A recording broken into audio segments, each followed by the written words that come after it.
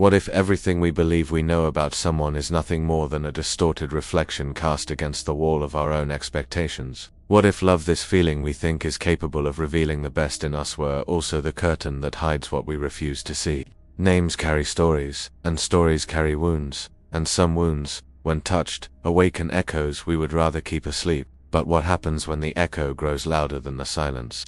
And what if, instead of answers, we find more questions each time we try to understand who is really at our side? What if death weren't the end, but the beginning of a whisper that insists on crossing time itself?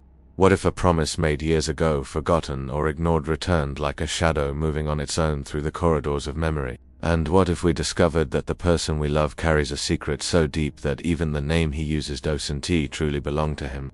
Some memories gather in layers, like dust on old furniture inside an abandoned mansion, and some destinies cross like birds trapped in the same wind, unable to choose another direction. Love can illuminate, but it can also blind. It can heal, but it can also open the door to a darkness we never imagined facing. And what if that door were about to open right now, in front of us? The story that follows does not begin with certainties, but with omens. It is not born from comfort, but from unease. It emerges from a glance held too long, a gesture too gentle, a silence to prolong those things we ignore at first because we believe love protects us from all dangers. But love doesn't protect, love only reveals, and it's up to us to decide whether we want to see the mansion where everything unfolds is more than a setting. It is a witness. Its walls, old and marked by time, guard stories that belong to none of us, yet insist on revealing themselves to those who dare to cross its threshold. Some houses breathe, some houses listen, some houses watch, and this mansion seemed to do all of that at once, as if it were waiting for someone, as if it longed for its secrets to finally be exposed. And what if, upon entering its corridors, each step echoed like a warning? What if the cold that brushed the skin didn't come from the temperature, but from something we cannot name?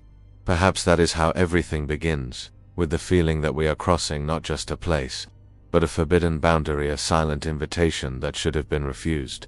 The protagonist's life, the one who narrates without knowing she is also narrating herself, begins to change the moment she steps onto that land heavy with memories. It wasn't just the wind blowing through the ancient trees. It wasn't just the smell of damp wood saturating the air. There was something deeper, as if the very atmosphere carried fragments of stories waiting to be touched. The man she loved stood before her, with his gentle smile, his low voice, his air of someone who carries the world on his shoulders. But there was something in him, something too small to notice, yet too big to ignore. A hesitation in his gaze, a breath taken just a moment too late. A name, he said naturally, yet one that seemed to slip off his identity like clothing that didn't quite fit. What if that name wasn't real? And what if the love she felt for him was unknowingly tied to a lie carefully sewn over the years? What if every memory they built together was about to shatter with a single revelation? These questions echoed within her, even if she couldn't yet form them into words. It was as if her intuition were knocking on a locked door inside her, asking to come in. But who has the courage to open certain doors? Destiny, however, has its own ways. It doesn't wait, it doesn't ask for permission, it simply happens. And at that moment, the one that becomes the true beginning of this story, the protagonist sensed her life was about to split in two, before and after. The mansion door creaked as it opened, as if protesting being disturbed after so many years. The wind blew inside, stirring dust and old secrets into the air. She took a deep breath. Her heartbeat turned irregular, almost restless, as if warning her, there, on that threshold. She knew without knowing why that she was entering a place where love and fear intertwine, where memory and promise weave together, where every shadow might carry a forgotten truth. And so the story begins. She crossed the threshold of the mansion, and everything she thought she knew about the man she loved began to crumble in silence. She slowly sat down on the bed, trying to pinpoint the source. The man beside her remained motionless, like a sleeping statue. The whole room seemed to hold its breath, as if it were waiting for something. The protagonist walked to the bedroom door on silent steps. She pressed her ear against the old wood. Nothing, no sound except her own quickened breathing. But then, she felt it. A cold draft slipped in under the door, as if something had just passed along the corridor. She went back to the bed, but she didn't sleep. She stayed there, awake, until the dark sky quietly turned into a pale gray. The man finally moved, as if only then he had been allowed to wake up. He asked if she had slept well, but his voice sounded automatic, almost mechanical. She answered with just a slight nod, studying every detail of his face, every micro-expression.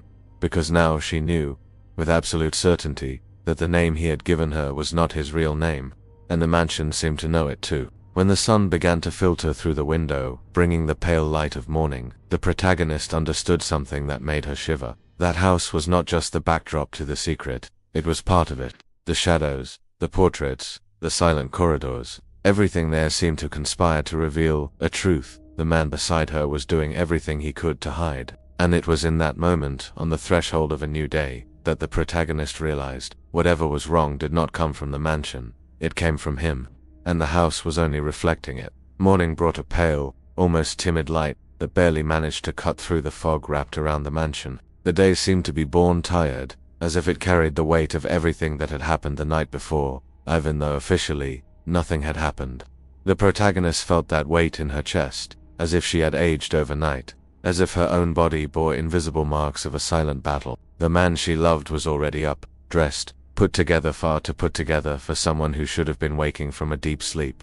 There were no signs of fatigue, no distant stare, no confused expression, only control, a calmness that, by then, no longer seemed natural, but rehearsed. He said he needed to check something in the house's basement, a detail about the electrical system that might explain the power fluctuations from the previous night. But the protagonist caught a strange glint in his expression, as if that excuse were older than the situation itself, as if it were a line he had used many times in many different circumstances. She watched as he walked down the hallway, descending the stairs with steps so light they were almost too quiet for someone of his height and build. As soon as he disappeared to the lower floor, the mansion seemed to sigh. The protagonist was left alone with the distant echo of his footsteps, until those two faded away, and then came the silence.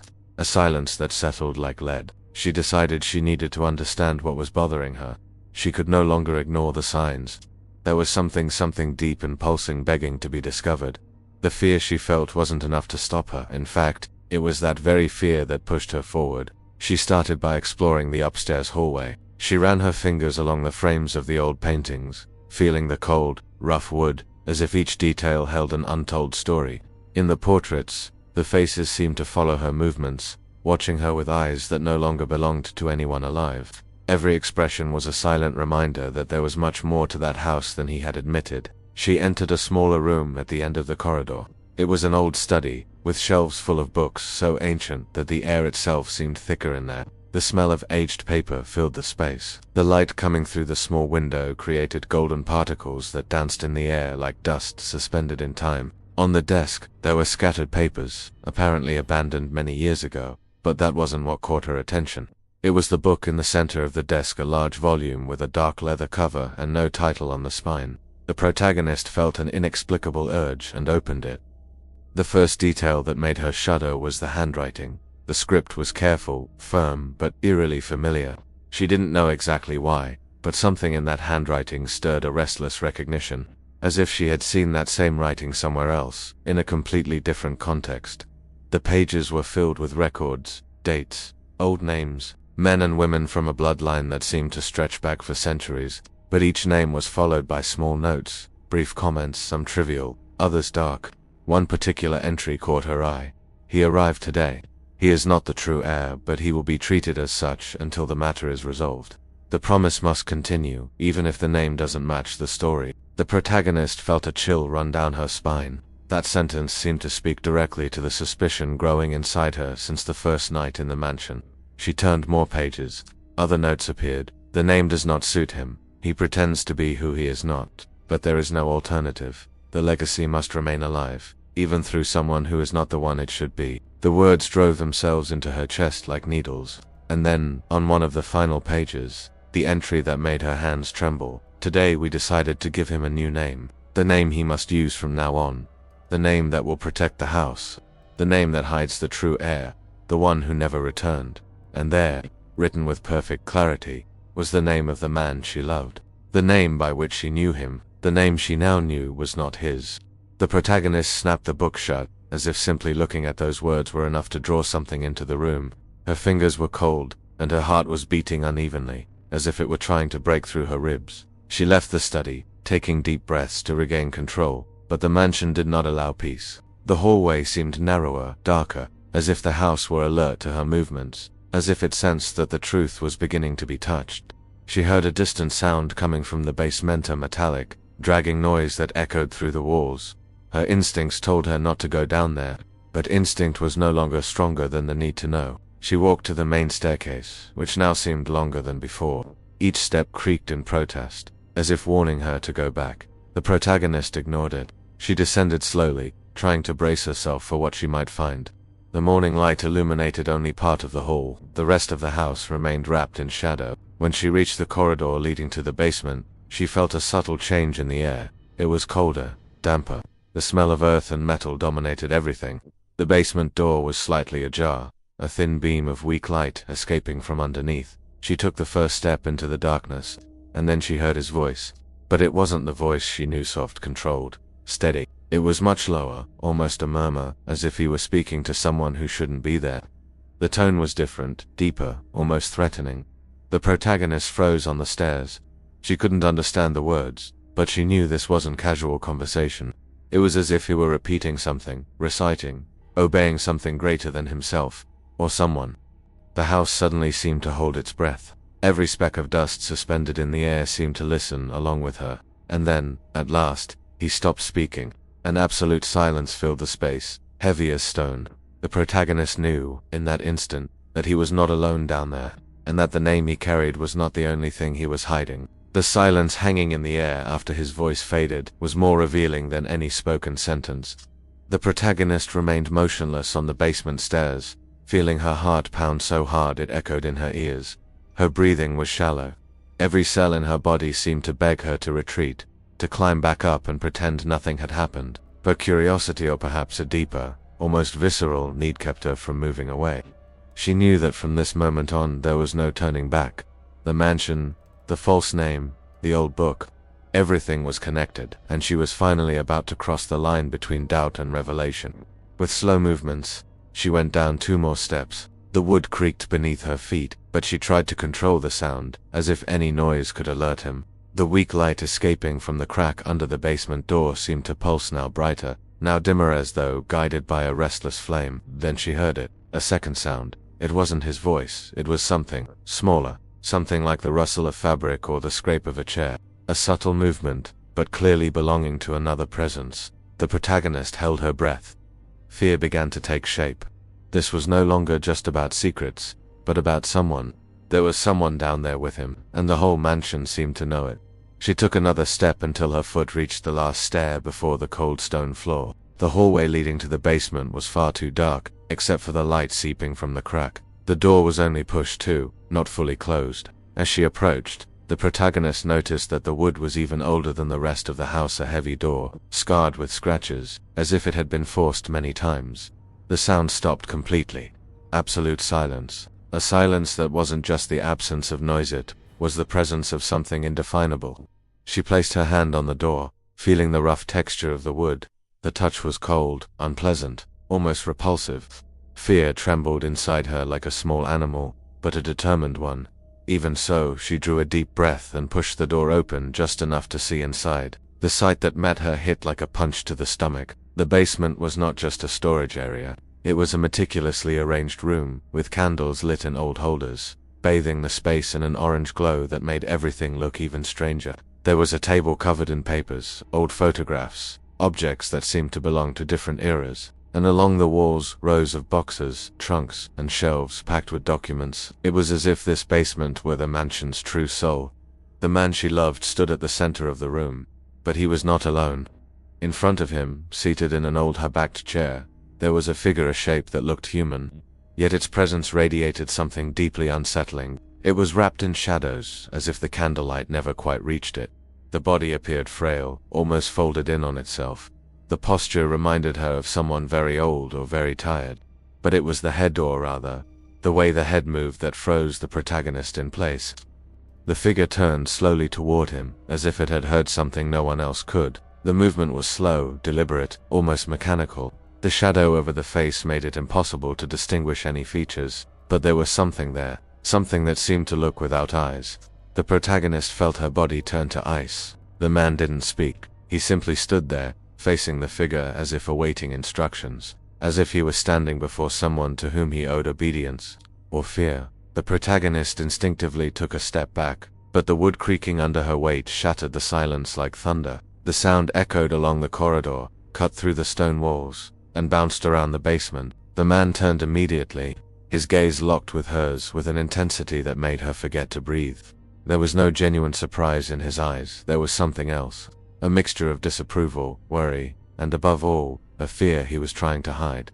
Not fear of her being there, fear of what that meant. She was about to step back again when he came toward her quickly, reaching the door and slamming it shut behind him, trapping the shadow inside.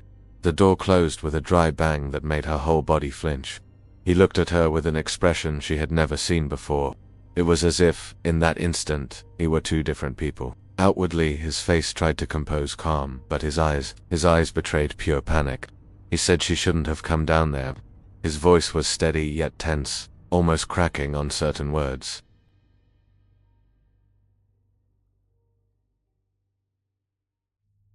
She stayed still, trying to read him.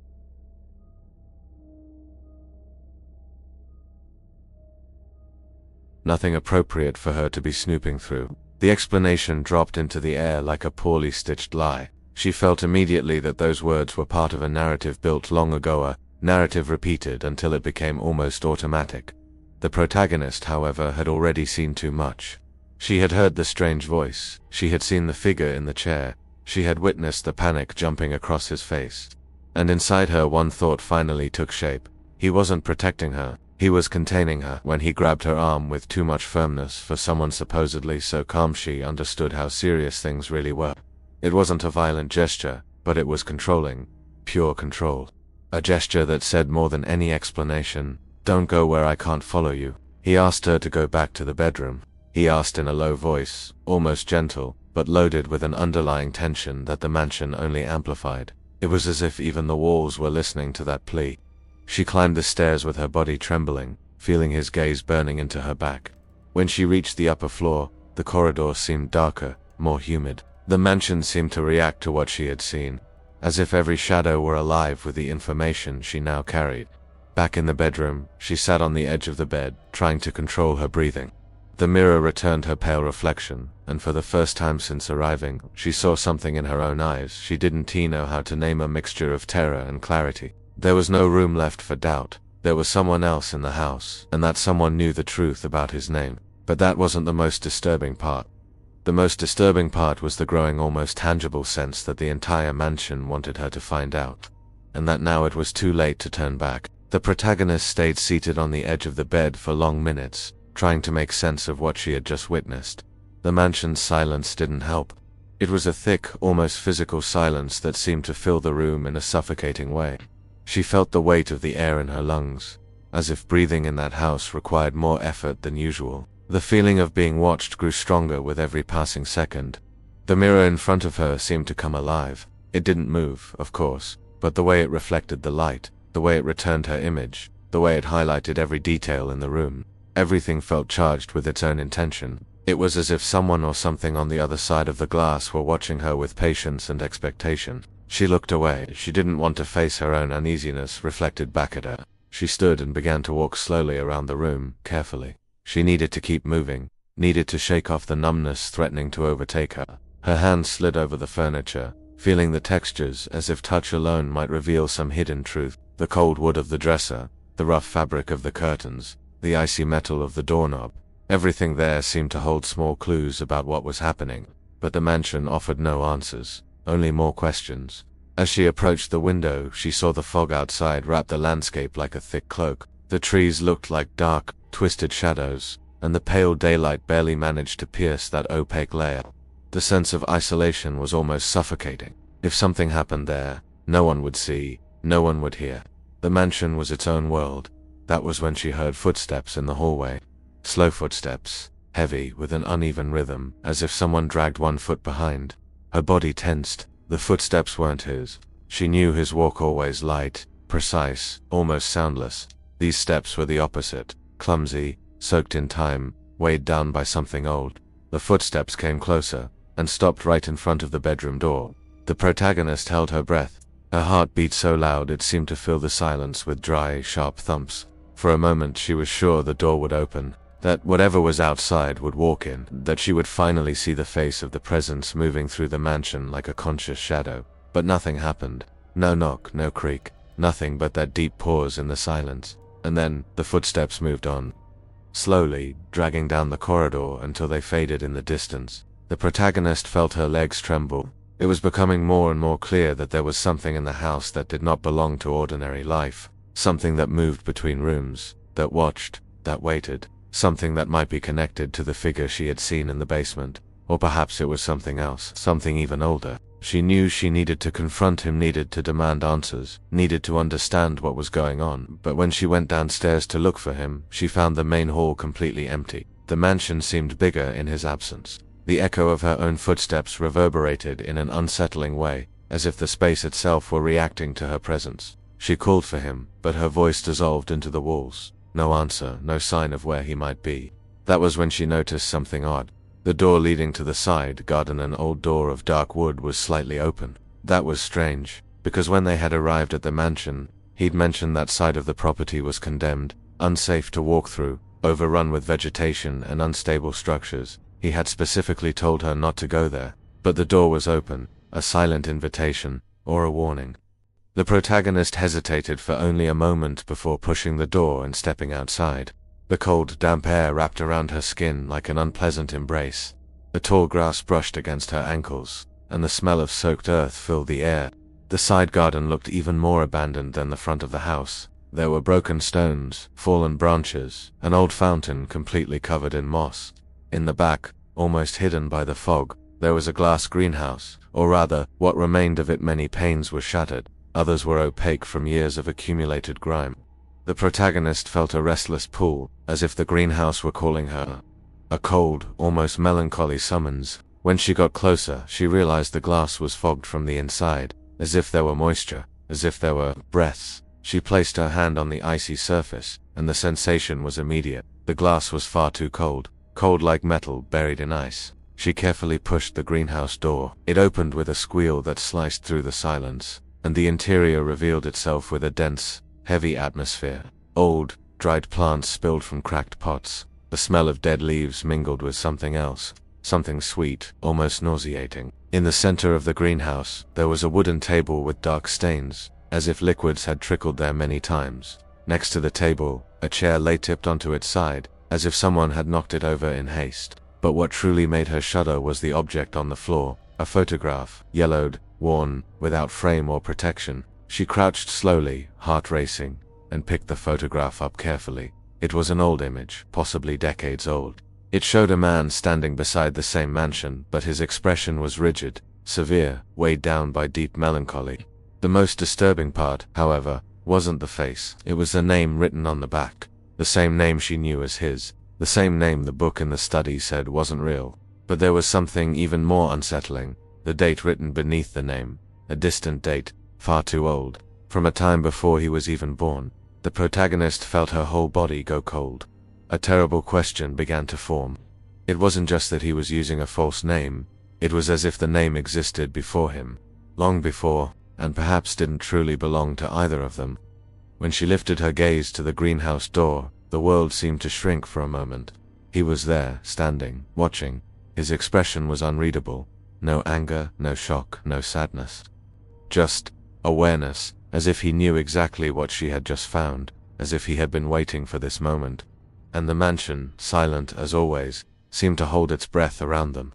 He remained at the greenhouse entrance, as if he were part of the structure still, quiet, solid figure that the fog curled around without ever quite touching. His body straight, hands at his sides, shoulders rigid. It was as if he had been carved into place, in that exact instant, to witness what she had discovered. The protagonist still held the photograph. She felt the rough edges against her fingers, as if the paper itself were infused with something alive, something capable of pulsing. The air inside the greenhouse grew denser, almost viscous, as if the room was shrinking around them. She didn't try to hide the photo. There was no point in pretending anymore. He knew she had found it. In fact, from the way he looked at her, it seemed he had been expecting this for a long time. He took a step inside. The creak of the old wood under his feet echoed strangely, a long low sound that bounced off the glass walls, It was his first movement since appearing at the door, and it was enough to make her instinctively back away 2 steps. His expression showed no hostility. It showed nothing. It was as if he had switched off every human emotion, leaving only that fixed stare, heavy, deep, almost weary gaze. She tried to speak. She wanted to ask who the man in the photograph was. She wanted to demand answers about the date, about the repeated name, about the eerie familiarity of that portrait. But when she opened her mouth, no voice came. It was as if the mansion had stolen the sound from her throat. He stepped closer, silent. With each step, he seemed to absorb part of the weak light seeping into the greenhouse, growing darker, as if he carried shadows with him. Finally, he extended his hand, not to take hers, not to touch her, but to ask for the photograph. The gesture was slow, almost solemn. She hesitated. Her entire body protested at the idea of handing it over. But something deeper inside her, quiet, insistent intuition, told her that resisting in that moment could change everything, for the worse, so she gave it to him. His fingers closed around the photograph with unexpected delicacy, as if he were holding something sacred, or forbidden. He stared at it for a few seconds in silence. He seemed to read something invisible in the image, something she could not grasp. And then, with an almost imperceptible movement, he slipped the photo into his coat pocket, as if he needed to protect it. When he finally spoke, his voice sounded different, lower, deeper, laden with something impossible to define. He said she shouldn't have come to the greenhouse. It wasn't a threat. It was a statement, a regret. She managed to respond. At last, the words came, and she asked what that date on the photograph meant. She asked why his name appeared there, decades before his birth. She asked who the man in the picture was. He closed his eyes as if feeling a crushing weight, as if each question were a stone thrown onto an already overburdened body. When he opened his eyes again, there was a shadow in them she had never seen before, silent darkness. He didn't answer. He simply turned and walked out of the greenhouse. As if being there had become impossible, as if facing those questions meant breaking something he had been holding together for a very long time. The protagonist ran after him. The cold wind whipped her face, and the thick fog blurred her view, but she didn't stop.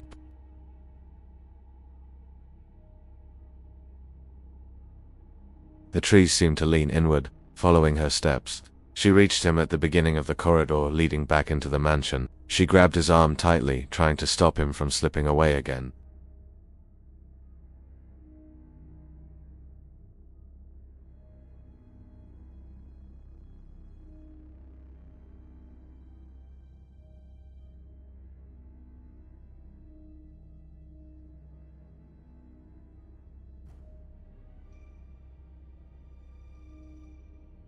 A sadness that seemed tied to the very ground of the house, to its walls, its shadows.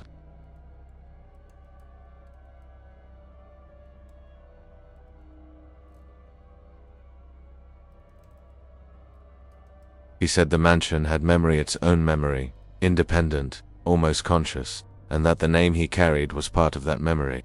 But before she could ask what that meant, a sound echoed through the corridor.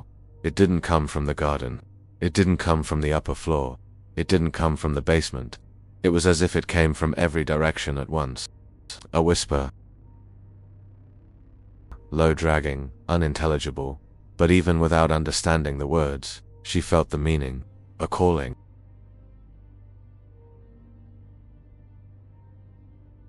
He turned pale.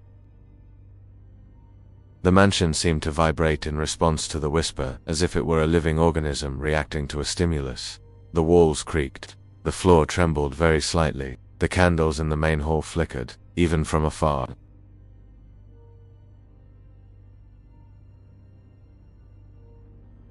Almost a long drawn-out moan.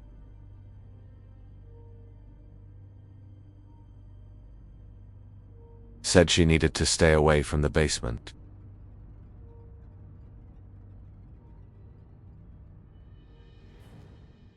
But in that exact moment, the protagonist felt something entirely different, a strange, deep, almost inevitable sensation, as if the basement were calling to her, as if something alive behind that old door had awakened precisely because she had come too close to the truth. It wasn't curiosity, it wasn't recklessness.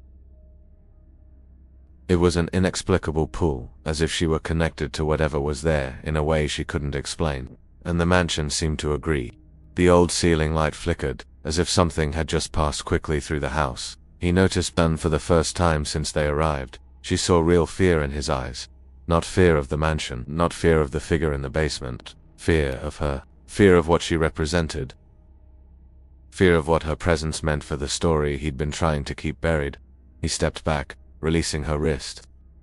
And in that gesture, the protagonist understood something terrible. He didn't just have a borrowed name, he had a borrowed life. And the mansion was beginning to demand back what belonged to it. The silence that followed his retreat was almost unbearable. It was empty, just the absence of sound. It was as if the house itself were holding its breath, waiting for the next move, deciding what to reveal and what to hide. The protagonist remained there in the hallway, feeling the echo of his grip still pulsing in her wrist. It was strange. His hold had been firm, desperate, but not painful, only urgent, like he had tried to warn her, not restrain her. The mansion seemed to be watching. She took a deep breath, trying to steady her thoughts, but there was no stability left. Every new discovery, every gesture of his, every whisper from the walls, everything was building an impossible puzzle, and for every piece that fit, 5 others fell out of place. And at the center of it all was his name, a name that wasn't his, a name that didn't belong to anyone alive, a name that seemed to circle through the mansion like an entity of its own. The protagonist began walking down the hallway, guided by something she couldn't name. She wasn't looking for him anymore, not in that moment. She needed to look for answers. She needed to let the house lead her. There was something in the air, something nearly intangible, that seemed to invite her to go on. She passed the grand staircase again. Pale morning light filtered through the stained glass windows, casting colored patterns on the floor. But now, the once vibrant tones of the old glass looked faded, as if the mansion were draining the colors and leaving only shadows behind. When she reached the main hall, the protagonist noticed the room felt different. The heavy curtains fluttered slightly, though there was no wind strong enough to move them. The crystal chandelier sent small flashes of light skittering across the ceiling, creating the illusion of fast-moving shapes, almost like little figures darting around. And in the center of the hall, on the table that had previously been empty, lay an object that shouldn't be there, a notebook. Dark cover. Closed and mysteriously clean, as if it didn't belong to the house at all. She approached. The notebook seemed to call to her, as if it had been left there especially for her. There was something disturbing about how it stood out from the rest of the room, not just because it was out of place, but because it felt alive, pulsing, as though it carried a hidden message. Her hands trembled slightly as she touched the cover. The texture was smooth, almost warm to the touch, as if someone had handled it recently. When she opened the notebook, the first page was covered in familiar handwriting, the same handwriting from the book and the study. That careful, elegant, somber script that seemed to carry the weight of decades. And at the top of the page, a title that made her heart race, Record of the Name Bearer. She felt the air leave her lungs for a moment. She read it again, slowly, Bearer, as if the name were an object, as if the name were a duty, or a curse. The pages that followed were filled with long, dense paragraphs, written in an almost ritualistic tone. She began to read, even with her chest tight, even knowing she might not be ready for what she was about to find. The text described in ancient traditions, something far beyond the family history he had mentioned. It spoke of a spiritual lineage, a kind of inheritance that was not biological, but symbolic. An inheritance tied to the mansion, to its shadows, to the house's memory. The bearer of the name was responsible for keeping a promise made generations ago. A promise whose origin wasn't clear in the text, only that it involved a disappearance, deep mourning, and the need to keep a presence alive within the mansion to prevent something from breaking. And then came the sentence that made the protagonist's stomach twist. When the true heir was lost, we chose one who would carry his name, so that the house would not fall completely asleep. She read on. The name must not die, the figure must remain. The presence must be maintained, even if it is not the same person. The protagonist stepped back, feeling her legs threaten to give out. The notebook slipped from her hands and hit the table with a dry thud. The sound echoed through the hall, as if the mansion itself were responding. This wasn't a simple change of name. It wasn't an ordinary lie. It was a role, a function, a place inside the house. The man she loved wasn't just someone who had assumed another identity. He was part of a ritual, a continuity, a replacement, and somehow, the mansion required that figure. Before she could fully process what she had read, a sound cut through her thoughts. A soft dragging, slow, heavy. It came from one of the dark corridors leading to the unrestored wings of the mansion. The protagonist turned immediately, her heartbeat quickening. The sound continued, getting closer, as if something were being pulled across the floor, and then it stopped. The house fell into absolute silence. She took a deep breath and slowly backed away, without taking her eyes off the corridor entrance. The darkness inside seemed thicker there, almost tangible. Something in that shadow was watching her. It wasn't a feeling, it was certainty. Suddenly, something moved. Not a full shape, not a body, just a flicker, a tear in the air, a fold of light twisting as if trying to take form. The protagonist felt an inexplicable force pulling her attention into that corridor, as if something wanted her to come closer. It was the same feeling she'd had with the basement, the same silent, dense, irresistible pull. But this time, something inside her fought back, a visceral, primitive instinct that told her stepping into that corridor would be an irreversible mistake. She stepped back a little more, her fingers gripping the edge of the table. The notebook was still there, open on the page of the record. The handwriting seemed to shift under the light, as if the words were alive, breathing. The sound returned, now louder, more violent. The dragging became pounding, dull, heavy blows, as if something large were slamming against the walls. And then, a voice, not a whisper, not a moan, a voice, filled with anger, or pain, or despair. The protagonist couldn't understand the words, but she recognized something in the tone and echo of the voice she'd heard in the basement, the figure in the chair. That faceless presence. The entire house seemed to react to that voice, shuddering slightly, creaking, as if repressed memories were waking up. Then she heard footsteps behind her, light footsteps, human, familiar. She turned quickly. He was there, the man she loved, but something in his face had changed. He looked drained of color, as if he had aged years in just a few minutes. His expression held a deep exhaustion, but also resignation. He looked at the notebook on the table. Then he looked at her, and something broke in his gaze. He said the house needed her now, that the house had chosen her, that name was getting closer, and that he wouldn't be able to hold it back much longer. The protagonist felt fear take on a solid form in her chest, because in that instant she understood this wasn't just about finding out who he was. It was about finding out what was trying to take his place. His words hung in the air, heavy, almost solid. The house had chosen her. It wasn't a metaphor, it wasn't an exaggeration. It was a truth spoken with the desperate sincerity of someone who had already crossed the limit of what they could endure. The protagonist couldn't move a muscle. Her body felt seized by sudden paralysis, not caused by him, but by the realization of what it all meant. The house choosing her. For what? To replace him? To fulfill the promise that spanned generations? Or for something even darker, something he didn't dare put into words? He took a step toward her. His face was lined with an almost unnatural exhaustion, as if he had been fighting something invisible for far too long. His once controlled, guarded gaze now bore deep cracks. It was like looking at someone seconds away from collapsing. The protagonist stepped back. Not out of fear of him, but out of fear of what she was about to hear. He understood, and let his arms drop to his sides, in a gesture that looked more like surrender than threat. He said he couldn't stop what was happening. Said he had tried for years. Tried to keep the name alive, to fulfill the role, to uphold the promise. Tried to protect the house, protect the memory, protect something he never fully explained. And above all, he had tried to protect her. The mansion's walls began to let out small cracking sounds, as if the wood were expanding or contracting violently. The light through the windows wavered, distorted. A cold current swept across the hall with such force that it made the chandeliers sway, filling the air with a sharp, crystalline sound. The mansion was reacting. He moved closer again, now with steadier steps. It wasn't aggression, it was urgency. He said the house had recognized her the moment she crossed the threshold. That there was something about her, something he couldn't explain, that drew the place's attention. It wasn't just the house's curiosity, it was attraction. Deep, ancient, inevitable.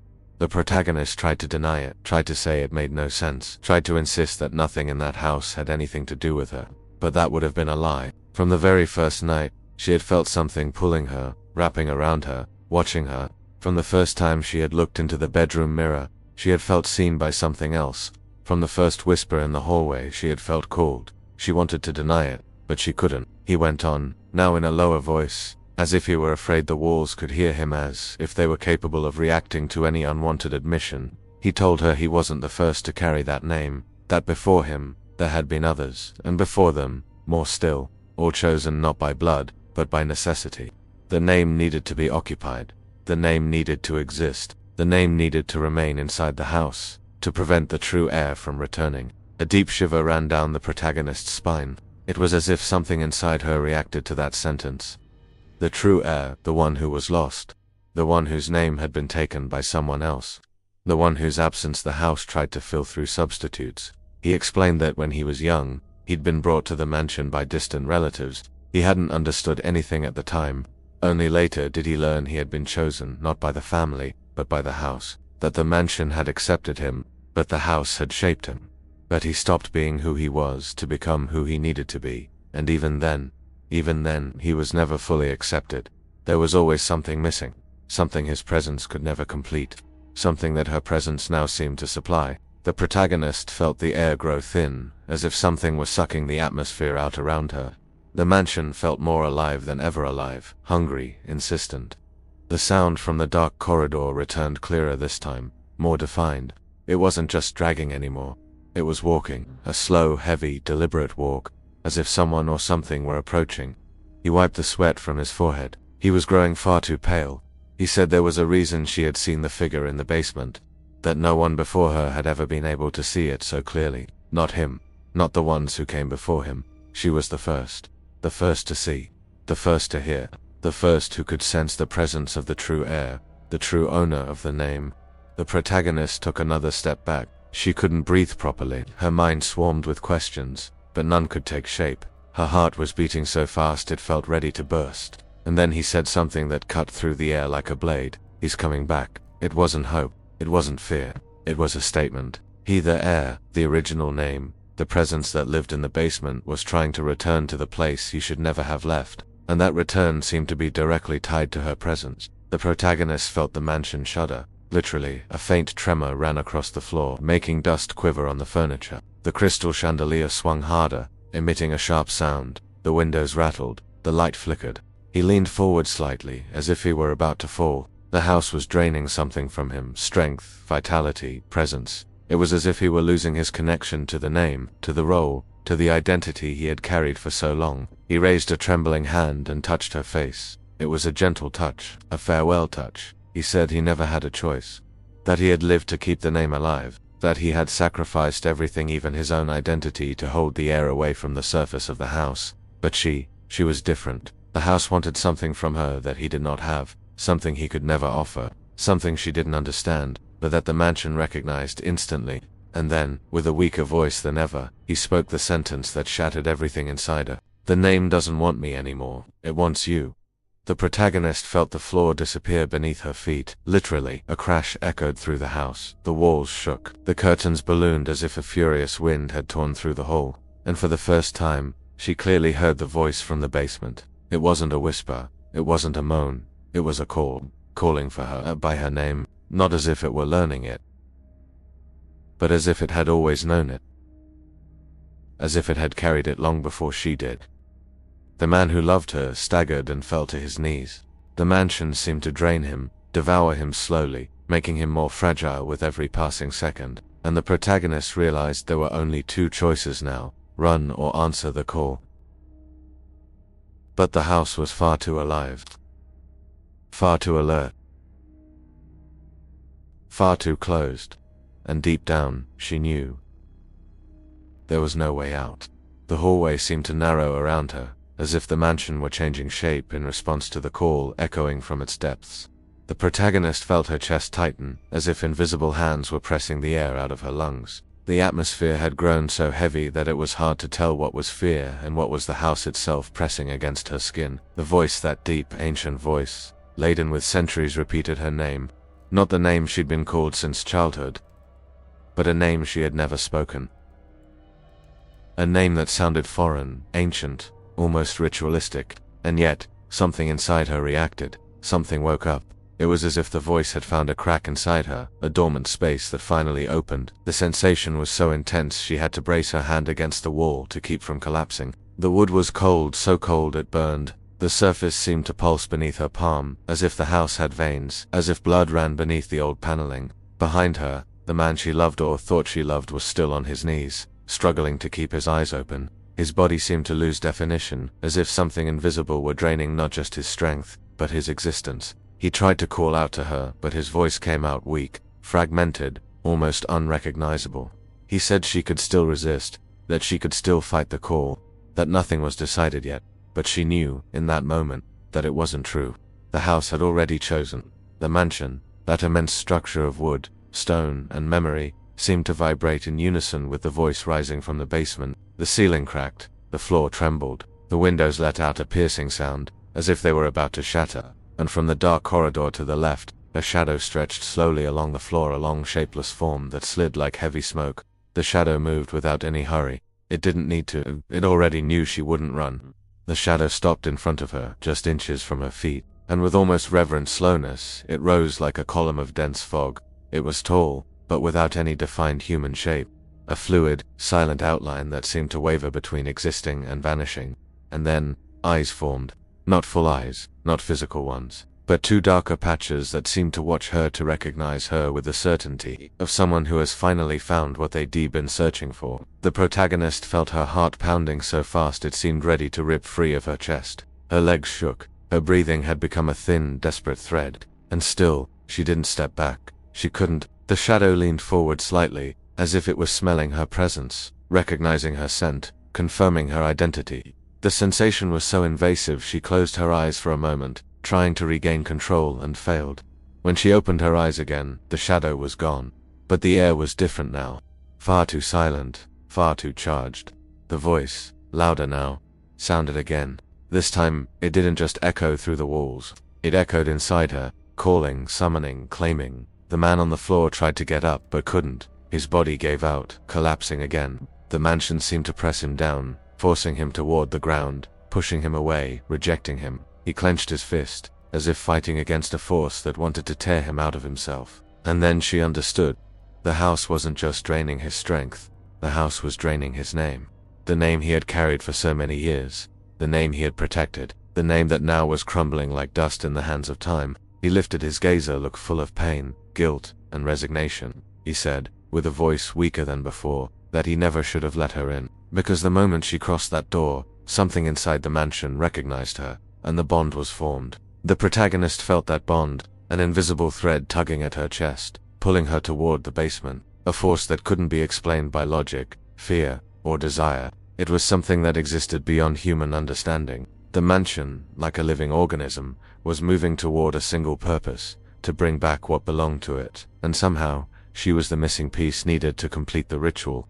A dry crack sounded in the distance, then another, and another, as if old doors were being opened one by one, as if something were rising from the lowest levels of the house, traveling through hidden corridors, drawing closer. She felt it. She didn't see it, but she felt it. Movement, approach, intention. The man on the floor stretched his hand toward her, begging not with words, but with his eyes for her to resist, to fight, not to let the name enter her. But the call was irresistible. The protagonist heard her own breathing, again, but this time, there was another sound layered beneath it. A subtle sound. A rhythm like a heartbeat, not hers. Heartbeats coming from the walls, from the beams, from the floor. The mansion had a heart, and it was racing.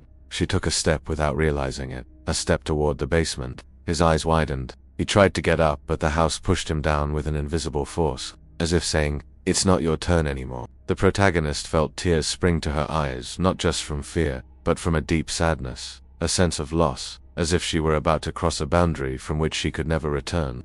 With a trembling, almost inaudible voice, she asked what would happen if she answered the call.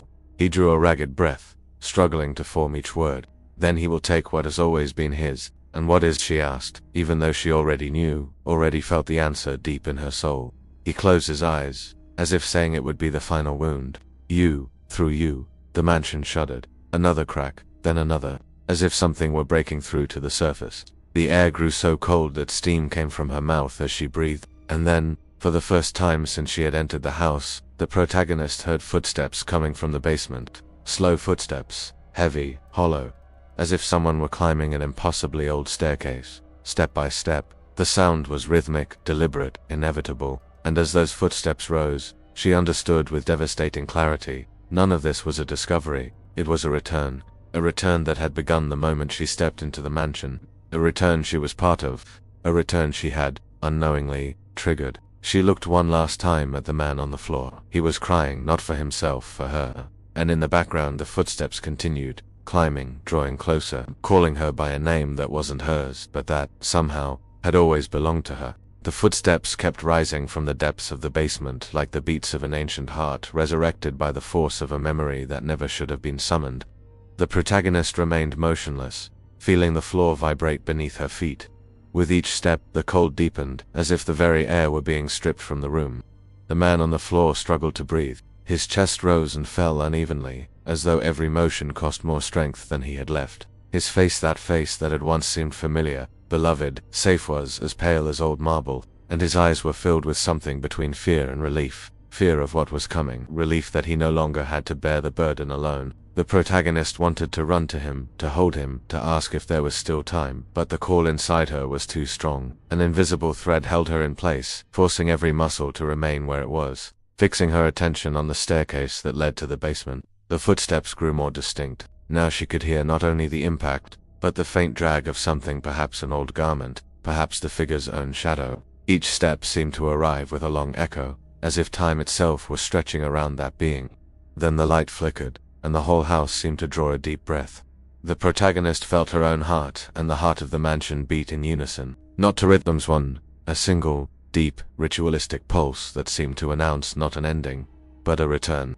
And then, the first part of the figure appeared at the top of the stairs, an outline, a human shape, but wrong, as if it were being rebuilt with each step, part solid, part shadow. The arms seemed to extend too far before settling into a proper length. The torso pulsed between density and emptiness, as if made of layers of existence. The head emerged tilted, as though it were still getting used to its own weight. But what truly made her recoil, even though her feet would not move, were the eyes. They had no iris, no color, no pupils, and yet, they saw deeply. They saw her. When the creature finished climbing, the room fell into an impossible kind of silence. Even the wind seemed to vanish. For the first time, the mansion was entirely attentive. Every inch of that place waited. The figure took its first step into the hallway, and spoke her name, not the name her mother gave her, not the name she'd been called all her life. The old name, the name written in the book, the name that had echoed in the basement, the name she had never known existed. When she heard that sound, something inside her cracked, as if an inner fissure finally split open. The feeling was paradoxical, a mix of anguish and recognition, as if that name were not an intrusion, but a return to something that had once been hers, even if it had been forgotten. The man collapsed onto his side, exhausted, trying to lift his hand to stop her from answering, but his voice came out as a broken whisper, meaningless in the face of the force filling the room. The figure came closer, and the air around it warped like heat over asphalt, 'cause it was cold. Bone-deep cold. A cold that seeped into the bones, silenced thought, demanded surrender. And then, at last, she understood. The house didn't choose people. The house chose vessels, forms in which it could deposit the name, the original name, the lost name, the name of the vanished heir.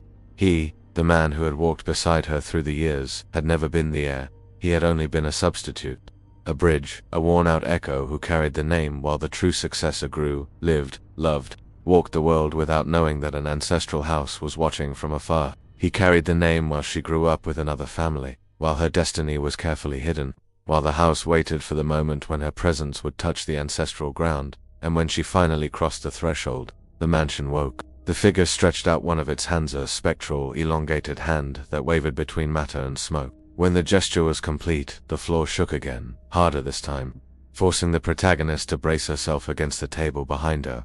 The voice spoke again. It wasn't just calling, it was summoning, commanding. It was the voice of the heir, of the original name.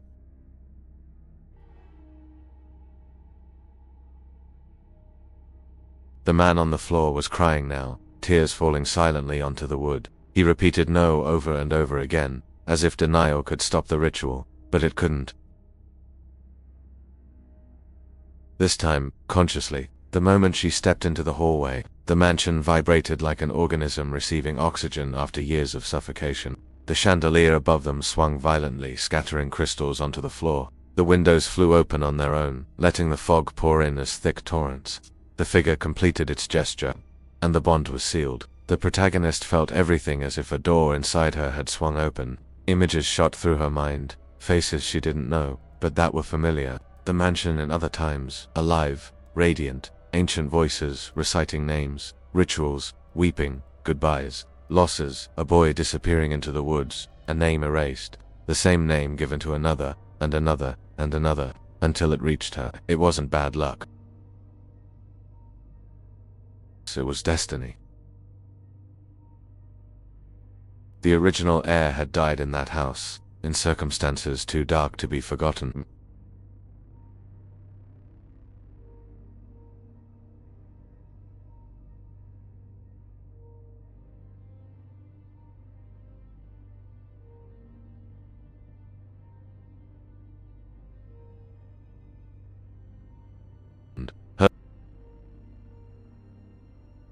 The touch was cold but familiar, as if it were touching something that had always been hers. The man she loved shouted her name, the real, modern one, in one last plea, but she no longer belonged entirely to that name. The figure S touch ran through her chest like an inverted electric current, a shiver that began in her heart and spread through her veins, to her hands, her eyes, and then the voice spoke for the last time. It no longer called it no longer commanded, it declared. The name returns to its origin. The protagonist felt her soul split, as if a deep layer of her own identity were tearing away and being pushed out. She staggered, clutching her chest, trying to hold herself together. But the ritual was older than she was, stronger than any human resistance. The lights flickered wildly. The walls shook. The floor seemed to open for a moment, and then everything went silent, completely, profoundly silent. The figure was gone. It evaporated like smoke, but something remained, something inside her. The mansion stopped trembling. The windows closed on their own. The air began to move again. The man on the floor was breathing with difficulty, fighting to lift his head. When he finally managed to look at her, his gaze was a devastating mix of pain, love, and irreversible loss, because he knew, he had seen. She now carried the name, not the way he had carried it, but as heir, as fulfilled destiny. The protagonist opened her eyes slowly, and something in them had changed. Something deep, ancestral. An ancient brightness shone there, as if 1,000 lives overlapped in her gaze. She walked toward the man she loved.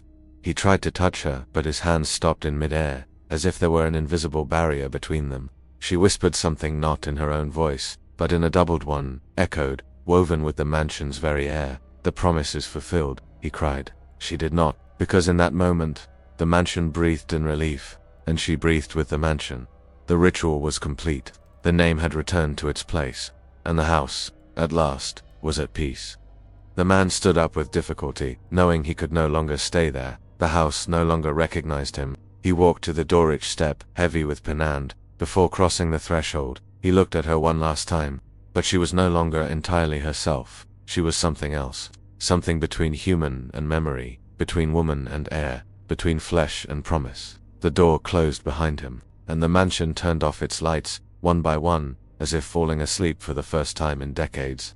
In the main hall, the protagonist, now bearer of the name, sat in the old chair from which so many before her had once watched over the house, and she smiled, not with joy, but with recognition, because she finally understood that some stories don't belong to the living or the dead. They belong to destiny, they belong to time, they belong to those who carry old names, and above all, they belong to the house.